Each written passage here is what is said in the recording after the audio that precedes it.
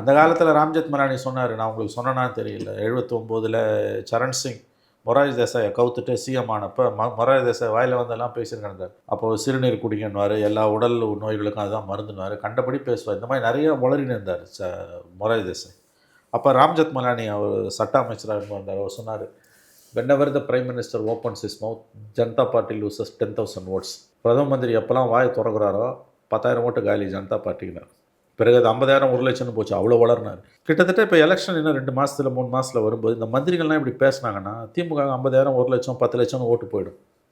இந்த மந்திரிகள்லாம் பேசாமலாவது இருக்கலாம். நான் கேட்குறேன், கண்ணு முன்னால் ஒரு இன்சிடென்ட் நடக்குது, கஜா வெள்ளமாக ஓடுதுன்றது எல்லாருக்கும் தெரியுதுங்க. இதுதான் பெரிய கொம்ப சூத்திரமா?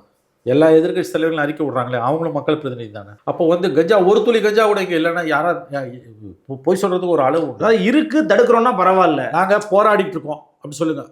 ஒரு நாளில் ஒழிக்க முடியாது. இது கடும் போராட்டம், மக்களும் இதுக்கு ஒத்துழைக்கணும். அரசு தன்னால் ஆனது எல்லாத்தையும் செய்து, பெற்றோர்கள் ஒத்துழைக்கணும். நாங்கள் இரும்பு கரம் கொண்டு ஒடுக்குவோம். ஆனால் இப்போ அந்த போராட்டம் தொடர்ந்துகிட்டு தான் இருக்குது. உங்கள் தங்க நகையை அதிக விலைக்கு விற்கவும் மற்றும் அழகில் இருக்கும் தங்க நகையை மீட்டெடுத்து அதிக விலைக்கு விற்கவும் உடனே அணுகவும்.